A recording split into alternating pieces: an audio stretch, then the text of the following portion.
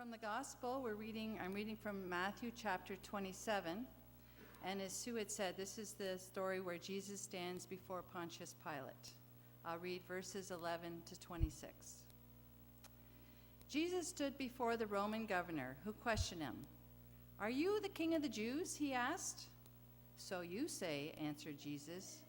But he said nothing in response to the accusations of the chief priests and elders. So Pilate said to him, "Don't you hear all these things they accuse you of?" But Jesus refused to answer a single word, with the result that the governor was greatly surprised. At every Passover festival, the Roman governor was in the habit of setting free one prisoner the crowd asked for. At that time, there was a well-known prisoner named Jesus Barabbas. So when the crowd gathered, Pilate asked them, "Which one do you want me to set free for you? Jesus Barabbas, or the Jesus they called the Messiah?"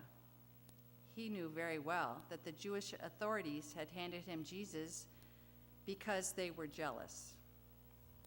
While Pilate was sitting in the judgment hall, his wife sent him a message. "Have nothing to do with that innocent man, because in a dream last night I suffered much on account of him."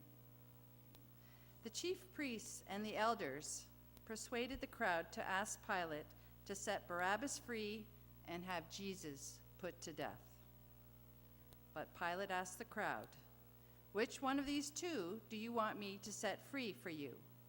"Barabbas," they answered. "What then shall I do with Jesus called the Messiah?" Pilate asked them. "Crucify him," they all answered.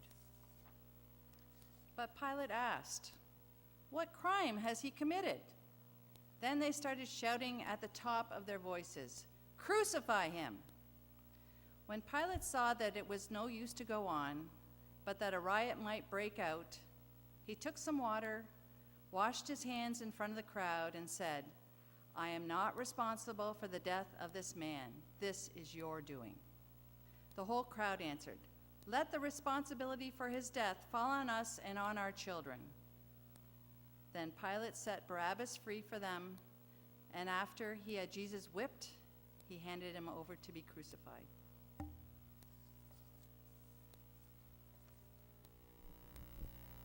Crossroads. They're there for all of us.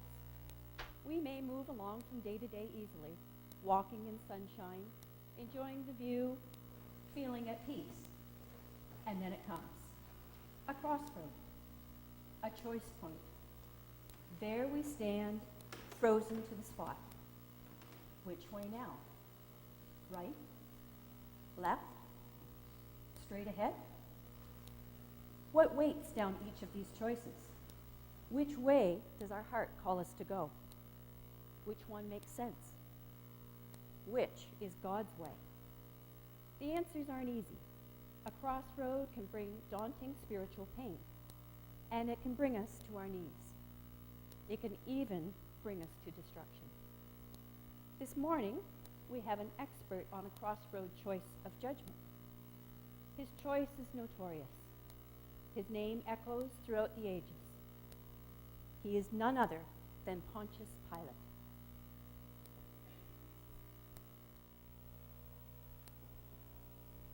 Welcome, Pilate. We are honored to receive you. Thank you.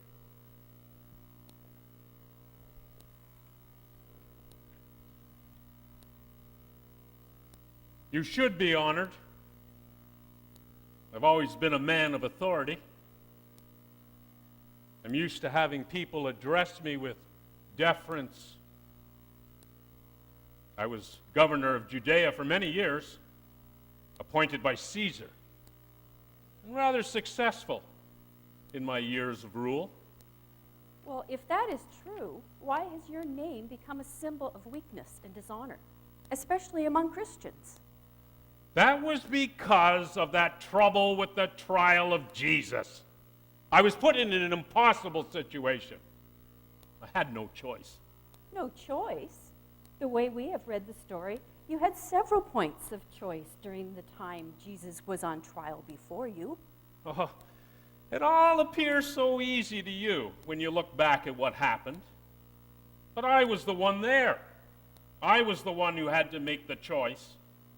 I did what had to be done. Had to be done? Did you have to release a killer Barabbas? Was anyone forcing you to make that strange choice? Strange to you, perhaps, but necessary for me. I was trying to find a way to release Jesus without causing trouble with the religious leaders, those devious and dangerous troublemakers who brought Jesus in the first place. I knew what they were doing. They were trying to use me to do their dirty work. They hated that Jesus. He stood up to them, condemned them to their face, and threatened their place of authority and their cash flow, I might add. So why bother with Barabbas? You could have made the choice to release Jesus. You had the power. And have them run to the emperor with that story? Have them attack me behind my back and threaten my place? To be truthful, they had reported me before, and I was on the short leash with the emperor. I had to think of my place, my future. I couldn't risk putting my position in their hands. But even your wife warned you about condemning Jesus. My wife? What did she know? Oops. You don't understand the pressure I was under. Sure, I was at a choice point, but the choosing was not really open to me. What was I supposed to do? Go against common sense and risk my future by releasing Jesus just because I thought he was innocent? Wouldn't that have been the right thing to do? And you all stand in judgment of me. Look at yourselves.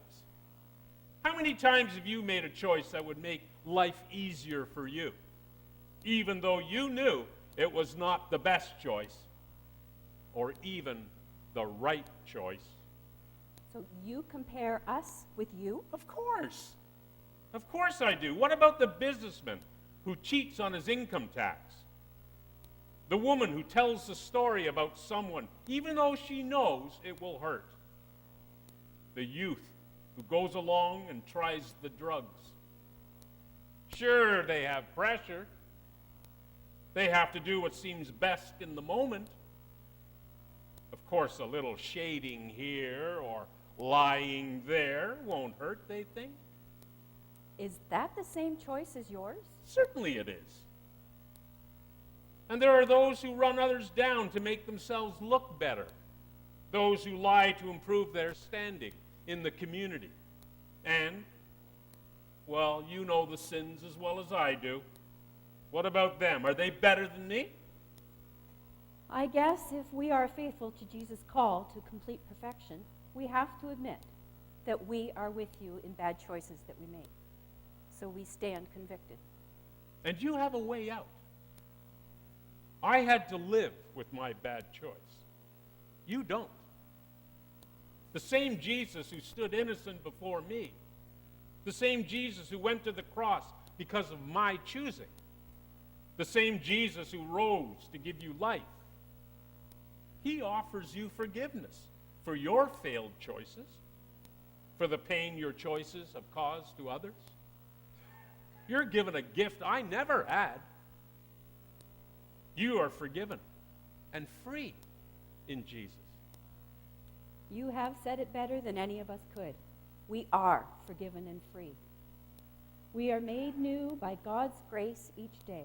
We know that if we confess our sins, he is faithful and just to forgive us our sins and cleanse us from all unrighteousness. And we can rejoice. And I envy you that. Well, thank you for being with us today and for reminding us of the gift of hope. Thank you.